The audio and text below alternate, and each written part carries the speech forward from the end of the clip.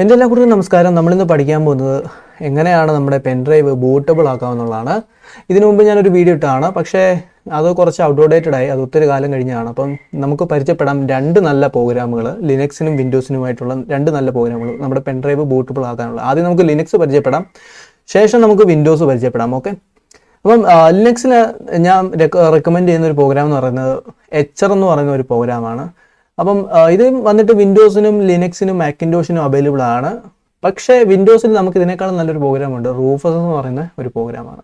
അപ്പോൾ ഇവിടെ ഡൗൺലോഡ് കൊടുത്തു കഴിഞ്ഞാൽ ഡൗൺലോഡ് സ്റ്റാർട്ട് ചെയ്യുന്നതായിരിക്കും. അപ്പോൾ ഞാൻ ഓൾറെഡി തന്നെ ഡൗൺലോഡ് ചെയ്തിട്ടുണ്ട്. ഇത് തന്നെ 64 ബിറ്റ് വേർഷൻ വരുന്നുണ്ട് ലിനക്സിന് ഉള്ളത്, പിന്നെ 32 ബിറ്റും വരുന്നുണ്ട്. ഓക്കെ, വിൻഡോസിന് അതേപോലെ തന്നെ 64 ബിറ്റും 32 ബിറ്റും ഉണ്ട്. അപ്പോൾ നമുക്കിത് ക്ലോസ് ചെയ്യാം. നമുക്ക് നമ്മുടെ ഡൗൺലോഡ് ചെയ്തിട്ടുണ്ട് ഓൾറെഡി തന്നെ. ഇതിപ്പം വന്നിട്ട് സിപ്പ് ഫയലായിട്ടാണ് കിടക്കുന്നത്. അതെന്ത് ചെയ്യണമെന്ന് വെച്ചാൽ റൈറ്റ് ക്ലിക്ക് കൊടുക്കാം, എക്സ്ട്രാക്റ്റ് ഹിയർ എന്നുള്ള ഓപ്ഷൻ കൊടുക്കാം. ശേഷം ഇതാണ് നമ്മുടെ ഫയൽ എന്ന് പറയുന്നത്. അപ്പം നമ്മുടെ പെൻഡ്രൈവ് കണക്ട് ചെയ്തിട്ടുണ്ട്.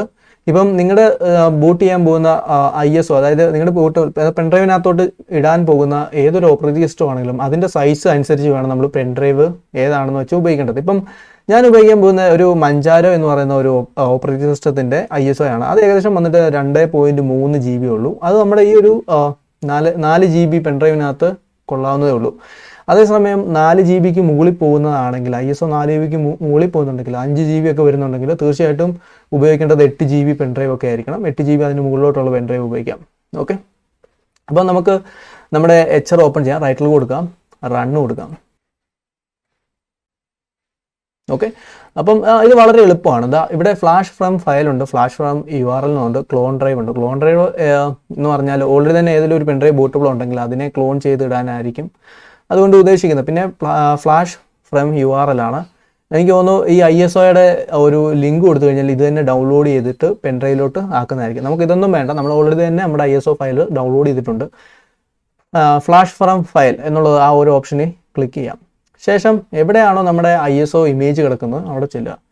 ഇതാണ് നമ്മുടെ മഞ്ചാരോയുടെ ഒരു ISO ഫയലാണ്. ഏകദേശം 2.3 GB ആണ് വരുന്നത്. അപ്പം അത് സെലക്ട് ചെയ്തിട്ട് ഓക്കെ കൊടുക്കാം. ഓക്കെ, ശേഷം ഇവിടെ സെലക്ട് ടാർഗറ്റ് എന്നൊരു ഓപ്ഷൻ ഉണ്ട്. സെലക്ട് ടാർഗറ്റ് എടുക്കാം. ഇവിടെ നമ്മുടെ എന്താണ് പെൻഡ്രൈവ് ആണ് സെലക്ട് ചെയ്യേണ്ടത്. സാൻഡ് ഡിസ്ക് നമ്മൾ സെലക്ട് ചെയ്തു. ഇതല്ലാതെ തന്നെ ഇവിടെ ഒരു ഹിഡൻ എന്നും പറഞ്ഞുകൊണ്ട് കിടപ്പുണ്ട്. എന്ന് വെച്ച് കഴിഞ്ഞാൽ അത് നമ്മുടെ ഇന്റേണൽ ഡ്രൈവ് ആണ്. ഞാൻ ഒരിക്കലും ഇന്റേണൽ ഡ്രൈവ് റെക്കമെൻഡ് ചെയ്തില്ല, അത് നമുക്ക് റിസ്കി പരിപാടിയാണ്. ഓക്കെ, അപ്പോൾ അത് അങ്ങനെ തന്നെ കിടക്കട്ടെ. നമ്മളറിയാതെ ടിക്കൊന്നും കൊടുത്തിട്ടില്ല അല്ലേ, അപ്പോൾ ശ്രദ്ധിക്കുക. എനിക്ക് തോന്നുന്നു ഇന്റേണൽ ഡ്രൈവ് നമുക്ക് ടിക്ക് കൊടുക്കാനേ കഴിയത്തില്ല കേട്ടോ. ഓക്കെ, അപ്പം അത് നന്നായി. അല്ലെങ്കിൽ നമ്മൾ അറിയാതെ ചിലപ്പോൾ നമ്മൾ ഇന്റേണൽ ഡ്രൈവിനകത്ത് നമ്മുടെ ലിനക്സ് സിസ്റ്റം റൈറ്റ് ചെയ്യാൻ നോക്കിയായിരുന്നു. ഓക്കെ, അപ്പം നമുക്ക് അതിനകത്തൊന്നും ചെയ്യാനില്ല. അപ്പം അതായത് 2-3 പെൻഡ്രൈവ് ഒത്തിട്ടുണ്ടെങ്കിൽ നമുക്ക് ഇവിടുന്ന് തന്നെ സെലക്ട് ചെയ്യാവുന്നേ ഉള്ളൂ. ഓക്കെ, ശേഷം ഒന്നും ചെയ്യാനില്ല, ഫ്ലാഷ് എന്ന് പറഞ്ഞൊരു ഓപ്ഷനാണ്, അത് ഒരു ക്ലിക്ക് കൊടുക്കുക. എന്നിട്ട് നമ്മുടെ പാസ്വേഡ് ചോദിക്കും, പാസ്വേഡ് ടൈപ്പ് ചെയ്ത് കൊടുക്കുക. പാസ്വേഡ് ശരിയായിട്ട് ടൈപ്പ് ചെയ്ത് എൻ്റർ കൊടുത്തു കഴിഞ്ഞാൽ അത് സ്റ്റാർട്ട് ആവുന്നതായിരിക്കും.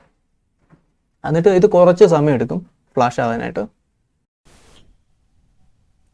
ഓക്കെ, അപ്പം റൈറ്റ് ചെയ്ത് കഴിഞ്ഞാൽ അതൊരു വെരിഫിക്കേഷൻ ചെയ്യുന്നതായിരിക്കും. അതായത് ഫയൽസ് എല്ലാം റൈറ്റ് ചെയ്ത് നമ്മുടെ പെൻഡ്രൈവിലോട്ട് കോപ്പി ചെയ്തത് കറക്റ്റ് ആണോ എന്നറിയാനായിട്ട് ചെക്ക് ചെയ്യുന്നതായിരിക്കും. അത് നമുക്ക് വേണമെങ്കിൽ സ്കിപ്പ് ചെയ്യാവുന്നേ ഉള്ളൂ. ഓക്കെ, സ്കിപ്പ് ചെയ്താലും ഒരു കുഴപ്പമൊന്നുമില്ല.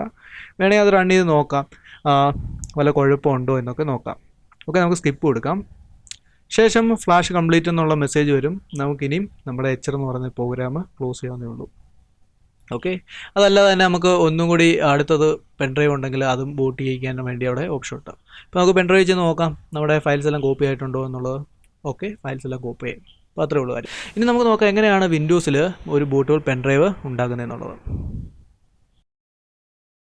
ഓക്കെ, നമ്മൾ നേരത്തെ പരിചയപ്പെട്ട എച്ചർ എന്ന് പറഞ്ഞ പ്രോഗ്രാം വിൻഡോസിന് അവൈലബിൾ ആണ്. പക്ഷേ നമ്മൾ എച്ചർ ഉപയോഗിക്കുന്നില്ല. അതിനേക്കാളൂടി മെച്ചപ്പെട്ട ഒരു പ്രോഗ്രാം നമുക്ക് നമ്മുടെ വിൻഡോസിൽ അവൈലബിൾ ആണ്. ആ പ്രോഗ്രാമിൻ്റെ പേരാണ് റൂഫസ്. അപ്പം നമുക്ക് നോക്കാം എങ്ങനെയാണ് റൂഫസ് ഉപയോഗിച്ചിട്ട് നമ്മുടെ വിൻഡോസിൽ വെച്ച് തന്നെ ഒരു ബൂട്ടബിൾ പെൻഡ്രൈവ് ഉണ്ടാക്കുന്നതെന്നുള്ളത്.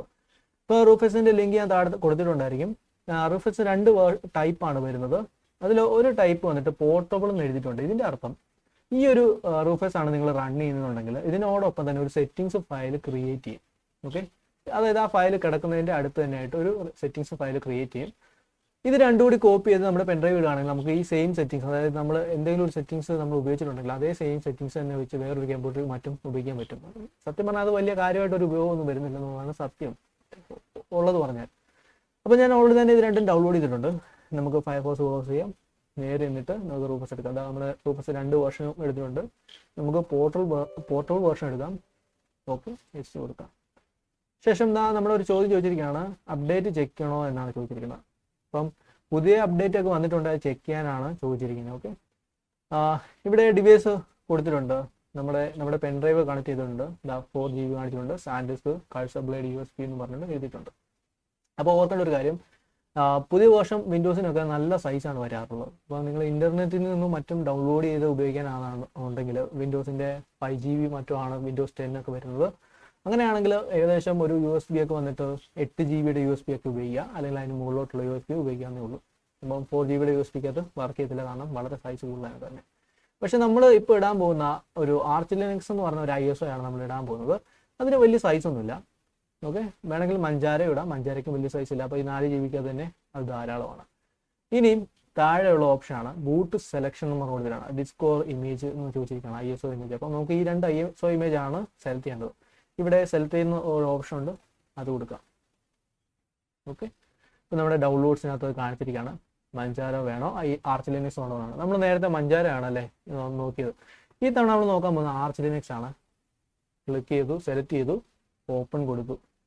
ഓക്കെ, അപ്പം താഴെ കൊടുത്തിട്ടുണ്ട് MBR എന്ന് പറഞ്ഞ് കൊടുത്തിട്ടുണ്ട്. പിന്നെ target system, BIOS or UEFI എന്നുള്ളത്. ഇതിനകത്തൊന്നും ഒന്നും ചെയ്യാനൊന്നുമില്ല. പിന്നെ ഉള്ളത് GPT ഓപ്ഷൻ ആണ്. GPT ഓപ്ഷൻ വന്നിട്ട് UEFIക്ക് വേണ്ടി മാത്രമുള്ളതാണ്. ഓക്കെ, അഥവാ MBR വർക്ക് ചെയ്തില്ല എന്നുണ്ടെങ്കിൽ തീർച്ചയായിട്ടും GPT ഓപ്ഷൻ ഉപയോഗിക്കാവുന്നേ ഉള്ളൂ. ഓക്കെ, അപ്പം നമുക്ക് GPTയുടെ ഓപ്ഷൻ്റെ ആവശ്യമില്ല, നമുക്ക് MBR തന്നെ മതി. അത് തന്നെ വെച്ച് UEFIക്കകത്തും ബയോസിനകത്തും മാറി മാറി ബൂട്ട് ചെയ്യാവുന്നേ ഉള്ളൂ. അതായത് ബയോസ് കമ്പ്യൂട്ടർ ഉണ്ടെങ്കിൽ ബയോസിനകത്ത് ബൂട്ട് ചെയ്യാം, UEFI ഉണ്ടെങ്കിൽ UEFIക്കകത്ത് ബൂട്ട് ചെയ്യാം. പിന്നെ താഴോട്ട് ഒന്നും ചെയ്യാനില്ല. ഇവിടെ പാറ്റ് 32 എന്ന് കൊടുത്തിട്ടുണ്ട്, അതിനകത്ത് ഒരു മാറ്റം വരുത്താനില്ല. പിന്നെ അഡ്വാൻസ് സെറ്റിംഗ്സ് ചോദിച്ചിട്ടുണ്ട്, അവിടെ ഒന്നും ചെയ്യാനില്ല. ഇനി ഒന്നും ചെയ്യാനില്ല, സ്റ്റാർട്ട് കൊടുത്താൽ മാത്രം മതി. ഒരു വീണ്ടും വന്ന് ചോദിച്ചിരിക്കുകയാണ്, ISO ഇമേജ് മോഡിൽ റൈറ്റ് ചെയ്യണോ അല്ലെങ്കിൽ DD ഇമേജ് മോഡിൽ റൈറ്റ് ചെയ്യണോ എന്നുള്ളതാണ്. ISO ഇമേജ് തന്നെയാണ് നല്ലത്. അഥവാ അത് വർക്ക് ചെയ്തില്ല എന്നുണ്ടെങ്കിൽ മാത്രം DD മോഡ് ഉപയോഗിച്ചിട്ട് റൈറ്റ് ചെയ്താൽ മതി. അപ്പം ആദ്യം ഒന്ന് ISO ഇമേജ് മോഡ് എടുത്തിട്ട് റൈറ്റ് ചെയ്തിട്ട് ബൂട്ട് ചെയ്ത് നോക്കുക, വർക്ക് ചെയ്യുന്നുണ്ടോ. വർക്ക് ചെയ്യുന്നില്ലെങ്കിൽ വന്നിട്ട് DD മോഡിൽ വെച്ച് ഒന്നുകൂടി റൈറ്റ് ചെയ്താൽ മാത്രം മതി. ഇപ്പം നമുക്ക് ഓക്കെ കൊടുക്കാം. ഇപ്പം നമുക്ക് പുതിയൊരു വിൻഡോ തുറന്നു വന്നിരിക്കുകയാണ്. ഇതിനകത്ത് പറഞ്ഞിരിക്കുകയാണ്, നമ്മുടെ ISO ഇമേജിനകത്ത് വരുന്ന സിസ് ലിനക്സ് എന്ന് പറയുന്ന ഒരു ബൂട്ട് ലോഡറാണിത്. ഇത് കുറച്ച് പുതിയതാണ്. പക്ഷേ നമ്മുടെ റൂഫെക്സിൻ്റെ കൂടെ വന്നിരിക്കുന്ന സിസ് ലിനക്സ് കുറച്ച് പഴയതാണ്. അപ്പോൾ ആ പുതിയ വേർഷൻ ഡൗൺലോഡ് ചെയ്ത് ഉപയോഗിക്കട്ടെ എന്നാണ് പറഞ്ഞിരിക്കുന്നത്. അപ്പോൾ നമുക്ക് S കൊടുത്തു കഴിഞ്ഞാൽ അത് ഡൗൺലോഡ് ചെയ്യുന്നതായിരിക്കും. അത് കുറച്ച് സൈസേ വരുന്നുള്ളൂ. ഇൻ്റർനെറ്റുമായിട്ട് കണക്ട് ചെയ്യണമെന്ന് മാത്രമേ ഉള്ളൂ. ഇപ്പം ഇൻ്റർനെറ്റുമായിട്ട് കണക്ട് ചെയ്തൊക്കെ ഓക്കെ. ശേഷം നമുക്ക് S എന്ന് കൊടുക്കാം. നമുക്ക് നോക്കാം അത് എന്താണ് ചെയ്യുന്നതെന്നുള്ളത്. വളരെ ചെറിയ ഫയലായിരുന്നല്ലോ, വലിയ സൈസൊന്നുമില്ല. ഇനി ചോദിച്ചിരിക്കുകയാണ് റൈറ്റ് ചെയ്ത് തുടങ്ങിക്കോട്ടെ എന്നുള്ളത്. അപ്പോൾ വാർണിംഗ് മെസ്സേജ് ഒക്കെ തന്നിരിക്കുകയാണ്. ഓക്കെ എടുക്കാം.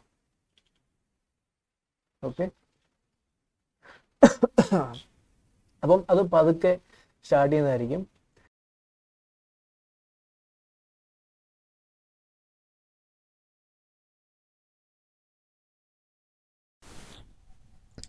ഓക്കെ, അപ്പോൾ നമ്മുടെ കാര്യമെല്ലാം കഴിഞ്ഞിരിക്കുകയാണ്. ഇനി നമുക്ക് വേണമെങ്കിൽ പെൻഡ്രൈവ് ചെന്ന് നോക്കാം ഫയൽസ് എല്ലാം റൈറ്റ് ചെയ്തിട്ടുണ്ടോ എന്നുള്ളത്. ഓക്കെ, അപ്പോൾ അത്രേ ഉള്ളൂ കാര്യം. ഇനി നിങ്ങൾക്ക് എന്നിട്ട് പെൻഡ്രൈവ് ഉപയോഗിച്ചിട്ട് ഓപ്പറേറ്റിംഗ് സിസ്റ്റം ഇൻസ്റ്റാൾ ചെയ്യാവുന്നേ ഉള്ളൂ. അപ്പം തീർച്ചയായിട്ടും ഈ വീഡിയോ ആയിട്ട് ബന്ധപ്പെട്ട് എന്തെങ്കിലും സംശയം ഉണ്ടെങ്കിൽ തീർച്ചയായിട്ടും താഴെ കമൻറ്റ് സെക്ഷനുണ്ട്, കമൻറ്റ് ചെയ്യുക. അതോടൊപ്പം തന്നെ നിങ്ങളുടെ കൂട്ടുകാർക്കൊക്കെ ഷെയർ ചെയ്ത് കൊടുക്കുക. ഈ ചാനലിനകത്ത് പുതിയതാണെങ്കിൽ തീർച്ചയായിട്ടും സബ്സ്ക്രൈബ് ചെയ്യുക. ഞാൻ വീണ്ടും വരാം വേറൊരു വീഡിയോ ആയിട്ട്.